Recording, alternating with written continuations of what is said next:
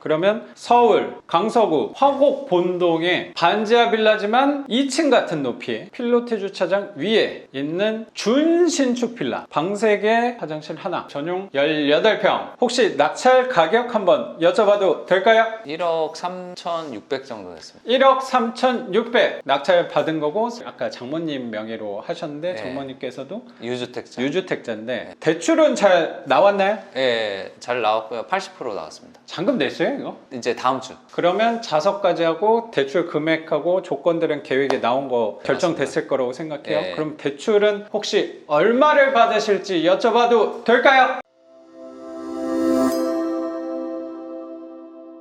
인건비 어차피 나오는 김에 다 하는 거니까 벽은 네. 한 면 하나 두 면 하나 별로 차이 없거든요. 천장은 빼더라도 네. 천장은 깨끗하네. 네. 벽 다 하고 나머지는 저기 단열재 되는 것만 추가가 될 거니까 한 300 정도 쓰면 바닥까지 다 할 수 있는 거 아닐까? 그 정도 예상하고 있습니다. 그렇죠. 그러면 생각보다 비용이 든 게 누수 때문에 벌어진 것들이 한 3, 400 쓴 거고 300 정도 더 쓸 거예요. 그럼 1,000만 원을 안 썼어요. 렉산이 또 아, 렉산이죠. 그럼 한 1,000만 원 쓰겠네. 맞습니다. 그러면 우리 범위에서 약간 벗어난 건 맞는데 임대료가 더 비싸게 받을 거거든요. 그러면 어느 정도 상쇄될 거라고 생각이 전 들어요. 그래서 너무 걱정하지 마십시오. 그러면 서울 강서구 화곡 본동에 반지하 빌라지만 2층 같은 높이에 필로티 주차장 위에 있는 준신축 빌라, 방 3개 화장실 하나, 전용 18평. 혹시 낙찰 가격 한번 여쭤봐도 될까요? 1억 3,600 정도 됐습니다. 1억 3,600 낙찰 받은 거고, 아까 장모님 명의로 하셨는데 네. 장모님께서도 유주택자. 유주택자인데 대출은 잘 나왔나요? 예, 잘 나왔고요. 80% 나왔습니다. 잔금 냈어요 이거? 이제 다음 주. 다음 주에 낼 거고. 네. 그러면 자석까지 하고 대출 금액하고 조건들은 계획에 나온 거 결정됐을 거라고 생각해요. 네. 그럼 대출은 혹시 얼마를 받으실지 여쭤봐도 될까요? 1억 880이네요. 1억 880 네. 대출 받는 거고, 조건은 좀 어땠어요? 조건은 가계대출이었는데 괜찮았습니다. 금리가 뭐 이것저것 다 쓰고 해서 3.9%였는데 3.9. 예, 못해도 이 집은 70만 원 또는 남을 집이 될 거라고 저는 생각이 들어요. 이 영상이 올라갈 땐 선생님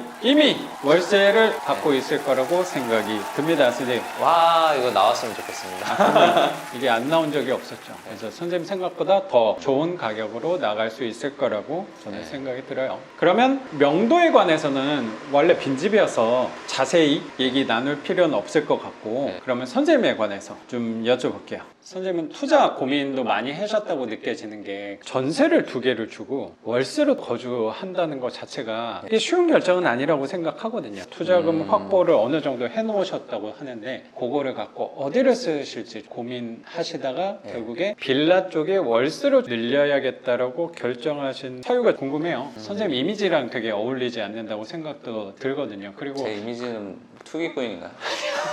모자이크여서 아쉽긴 한데 되게 세련된 이미지라고 생각도 들고, 전혀 안 보이니까 또 이렇게 얘기하는 이렇게 수도 하시는 있어요. 거군요. 예. 선생님 수업 중간에 얘기하셨던 게 투자에서도 리더로 활동하신다 이런 뭐 스터디들이요? 네, 뭐 그런 맞습니다. 투자에 관련된 것도 뭐 운영하고 계신다라고. 네, 그러니까 원래 재테크 자체에 관심이 많고 그래서 주식도 하고 부동산 관련한 이제 스터디도 좀 하고 있는데 다방면에서 활동하고 계시네요. 돈 되는 게 무엇인가를 열심히 또 찾고 계신다는 그렇다고 생각도 뭐 들고. 잘했다라는 의미가 아니라 많이 깨져봤다가 맞을 것 같습니다. 투자라는 본질 자체가 무엇인가에 대한 생각을 네. 굉장히 많이 했었죠. 그럼 투자의 본질이 뭔가요, 선생님? 뭐 선생님이 말씀하시기도 한 건데 기요사키가 말한 것처럼 내가 돈을 넣었을 때 나에게 돈을 넣어주는 것, 그게 불확실한 게 아니라 어느 시기에 어느 정도의 돈을 나한테 돌려줄지 예상할 수 있는 것. 그 자산을 구매한다. 그렇죠, 그렇죠. 자산을 구매하는데 자산을 구매하는 게 중요한 게 아니라 나에게 고정적인 수익을 가져다 줄 수 있는 자산을 구매하는 게 중요하다라는 걸 되게 많이 느꼈고, 예를 들어서 아파트를 사는데 지금 아파트를 사잖아요. 그럼 얘가 정확히 1년 뒤에 얼마 올라서 나한테 수익을 줄지 예측할 수 있는 사람은 지금 없어요. 근데 지금 유동성을 풀면서 돈의 가치가 떨어지면서 화폐를 더 많이 지불해야 되다 보니까 가격이 오른 것처럼 보이는데 이거를 정확히 계산할 수 있는 사람은 없거든요. 그러면 지금 아파트를 사는 게 과연 투자라고 얘기할 수 있을까? 라는 그런 관점인 겁니다. 저도 아파트를 해서 갭 투자라는 걸 했지만 정확히 제가 얼만큼 얼마나 많이 오를지 예상을 했던 건 아니에요. 오를 거라고 예상을 했지만 정확히 어느 정도 1년 뒤에 2년 뒤에 얘가 나한테 어느 정도 현금을 가져다 줄지 알고 한 건 아니에요. 이거는 투자의 가장 저질의 단계에 있는 게 아닌가. 내가 예측할 수 없는 수익, 그거 자체가 저질 단계의 투자. 그게 또 주식인 거예요. 주식에서도 이제 배당 소득도 있고 고급진 소득이 있는데 보통 차익에 대한 욕구가 강해지잖아요, 사람들이. 그렇죠. 그러면서 이제 코인도 하는 거고. 그럼 코인이 얼마 오를지 다 계산을 한 사람은 솔직히 없을 거예요. 오를 거다라고 생각하고 한 사람들이 있겠지만. 언제 얼만큼이 될 거다를 예. 정확히 예측하는 거는 신의 영역이다. 그렇죠. 근데 언제 어느 정도의 수익이 날 수 있을지 저희가 지금 투자하는 방식은 어느 정도 계산이 되는 거잖아요. 그렇죠. 이 말은 뭐냐면은 곧 내가 앞으로 어떻게 계획을 할 수 있는지 가능하게 만들어주는 일이거든요. 미래를 계획할 수 있게 만들어주는 게 투자라고 저는 이제 기준을 가진 거고, 계획을 세울 수 없는 거는 투기라고 분류를 하는 거죠.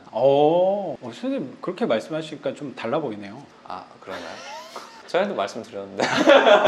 그러면 그 말 속에서 제가 조금 느껴지는 게 투자에 대해서 꽤 오랫동안 관심 가지셨다고 하셨는데 고민을 많이 한 거죠. 고민을 많이 네. 하셨는데 기억나는 단어가 아까 말씀하신 거에서 많이 또 깨져보기도 했다라고 하셨는데 주식. 선생님은 여태까지는 그럼 요 월세 쪽 네. 내가 가지고 있으면 돈을 넣어주는 자산을 사야겠다라는 네. 방향으로는 과거 투자에서는 거리가 있었다라는 느낌이 들긴 하네요. 맞습니다. 그럼 과거 투자는 어떤 식으로 하셨던 거예요? 예를 들면 처음에 사람들이 쉽게 주식을 먼저 접근을 하잖아요. 왜냐면은 황금성도 빠르고 차익도 어느 날 넣으면 갑자기 10% 올라가면 그렇죠. 뭐 남들 1년에 가지고 5% 번다는데 은행이자 5%인데 난 뭐 며칠 만에 10% 벌고 막 이런 것들이 이제 일반화되는 거야. 한 번 본 거 가지고. 결국에는 평균에 수렴하기 때문에 횟수가 많아질수록 결국 네. 개인 투자자는 잃을 가능성이 높죠. 왜냐면 시간을 길게 보지 않는 투자는 결국 깨지게 돼 있다라는 이제 개인적인 판단은 있고, 근데 버시는 분들은 있지만 그 단계가 일도 두 번째가 되고 내가 거기에 투자에 대해서 시간을 막 할애하고 하루 종일 고민하고 해야지 그나마 상위 1% 정도가 일반인 중에서 돈을 꾸준하게 벌 수 있는 단계. 근데 그 사람들조차도 내가 다음 달, 다다음 달에 정확히 어느 정도 수익률을 벌지 예측을 할 수가 없어요. 굉장히 답답한 부분이 네. 되지 않을까라고 생각되고 두려운 부분이 또 되지 않을까라는 네. 생각이 좀 드는 것 같아요. 근데 선생님은 지난 과거에 그 주식 투자를 전념을 하시면서 불확실성에 대해서 우리 투자는 명확하고 확실하다는 개념보다는 상대적으로 시세 차익을 노리는 주식에서는 두려움이 있었다. 그리고 내가 생각한 대로 잘 움직이지 않는 경우도 꽤 많이 벌어졌구나라는 생각이 조금 드네요. 맞습니다.